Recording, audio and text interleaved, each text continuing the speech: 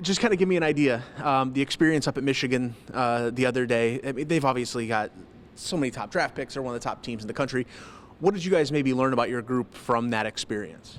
I think first of all, it was a really good opportunity to play in a really cool college environment, right? You know, you've been to Yost Arena before, and for them to have fans there for the first time in over a year was really cool, and we just felt like that was a good experience for our guys. And then never mind, they're as talented as a team as there is in the country. And you know, we've played the number one team in the country in the past. Obviously, Minnesota State's been really good in our league, and so we've played some top teams. It was just for us, it was a really good learning experience and an opportunity for us to put a bunch of players in a difficult situation and then get some feedback on where we're at in certain aspects of our game.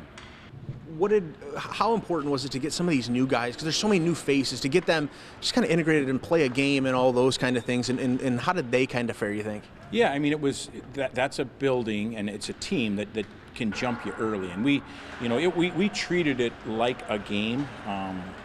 But we also got everybody involved. So the guys that have a bunch of experience on our team played a lot, and then we got those new guys involved, and they got to feel what it was like to warm up in a different building and to go through that, and then to be in some situations that are really stressful based on the ability of some of the players on the University of Michigan. So we felt like for those new guys to all get out there, and whether it was, we had a couple guys just go through warm up, so the next time they get in a game and they go through warm up, they've been in that situation. They understand the process and how it flows. So everybody had an opportunity to go through it in some capacity. So we feel like when the next opportunity for these guys comes up, they'll be ready for it. There are so many new phases. How have they kind of bought in and integrated into systems and really in the locker room, probably more importantly than anything, how have they kind of all meshed here so far?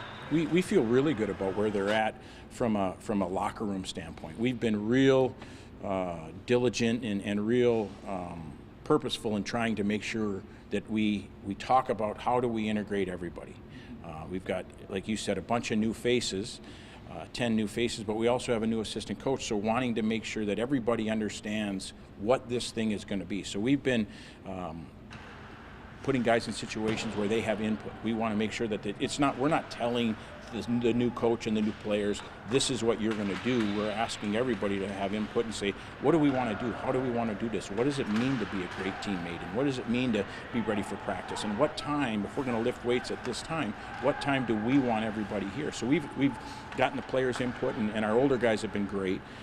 We had individual meetings last week talking to our guys, and to a man, every new guy said, I feel really close. Like, this is a really close team, and we don't feel like there's any cliques, and we feel like everybody's in it together and talking about what it means to be a great teammate and be a part of our program. So we feel really good about where the group's at from an attitude standpoint, from a team standpoint, and then the system stuff. We feel like it's a long year. We've got a long ways to go, and our first official day was Saturday, and we happened to play an exhibition game. So now we've got tape of us playing someone else, so we can say, when we're talking about D-zone coverage, this is what we're talking about. Or when we're talking about our neutral zone forecheck, this is what we want you to do. And you can try to replicate that stuff in practice, but it's really not the same as playing someone else, because we kind of all know what each other's supposed to do in practice.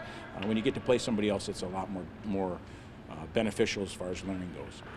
How do you feel about your goaltending situation coming into this season? How will that play out, you think?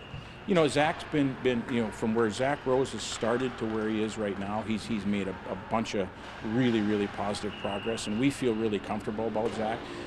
We felt bad for Zach on Saturday, because from the drop of the puck, he got put in a really stressful situation. And the way he handled that stressful situation is night and day from what he would have handled it 2 years ago. So the plan was always for Christian Stover to get in there, and so we felt good about Zach. Zach made some really good saves, got put in some difficult spots based on how we played, but also playing against some really good players. So we're comfortable with Zach, and then Christian got thrown in there and did a real nice job. So hopefully Christian can get a feel for what college hockey is all about, and learn from Zach and learn the everyday, just like Zach did from Eric Dopp, and Eric Dopp did from Ryan Bednart. So we're comfortable with our goaltending.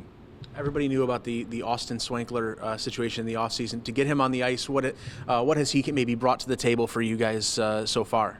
Yeah, Austin's a kid that he's a talented kid, and when he was a young kid, there were a lot of teams that were pursuing Austin, and we feel like for us to have the opportunity to have a player like him in our program is great. And I've heard from more than one person, even the Michigan announcer said it's great to see Austin Swankler in college hockey. He's good for college hockey because he's a good player, and we want to have more players like Austin around in terms of his ability. So we're really excited to have him. He's been really good as far as the day-to-day.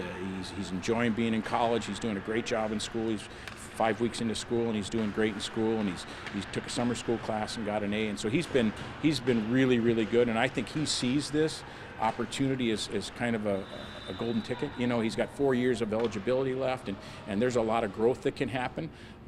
The OHL would have been one more year, and then you got to figure out what you got to do. So he realizes he's been fortunate with the ruling that the NCAA made, and he wants to take advantage of the opportunity. How have you handled vaccines and the conversations with your kids, and what percentage are you guys at of vaccinations? We've been. It's one of those things, Jordan, where we can talk about it, and we try to have real, honest conversations in our program, and everything we did from a coaching staff and presenting information and being transparent and talking about, our first opponent is RPI. And RPI is in the ECAC and has members of their league that are in the Ivy Leagues. And the Ivy Leagues played no sports last year at all, across the board. And RPI chose not to play sports last year across the board. So we don't know. We could get a memo from RPI 2 weeks before the game saying everybody who comes on our campus has to have a vaccine. We wanted to tell guys this is the potential. We wanted to give them as much information as we could. And then I can't, as a coach, tell them you have to do this. But I support the policy that our athletic department came up with in terms of student athletes getting the vaccine, because I think it makes everybody's life easier. You don't have to test as frequently. You can't be contact traced unless you show symptoms. There's things that by you making a decision impacts the rest of our group positively. Right now, I can tell you that our kids have all stepped up to the plate and got the shot, so we don't have to worry about that. Covering college sports last year, it was difficult on everybody. It was difficult on coaches and players and administrators and trainers especially. So now we've got a better feel, and we feel good about our group.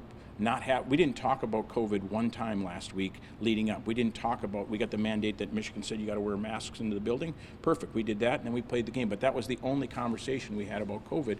And so we're proud of our guys for doing what they did, knowing that some of them, it was a difficult decision for them. They had they had some difficult conversations with our athletic training staff and our medical people about where they're going to go with this, but we feel good about where our team is at in terms of that, because we just feel like the less we have to worry about that, the more we can focus on the things that are important day to day from a hockey perspective.